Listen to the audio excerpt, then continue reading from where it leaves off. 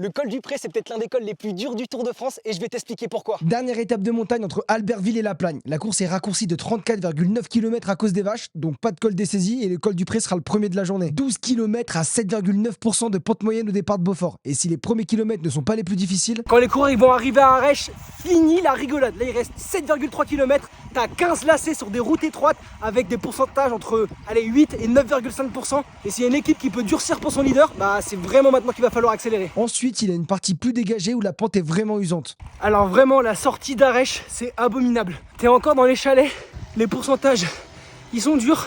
Et en plus tu sais que maintenant ça va plus s'arrêter, c'est dur dans la tête. T'enchaînes les lacets et c'est hyper abrupt. Du coup en tant que supporter, tu vas pouvoir te positionner un peu haut dans le col et les voir arriver depuis 3 km du pied.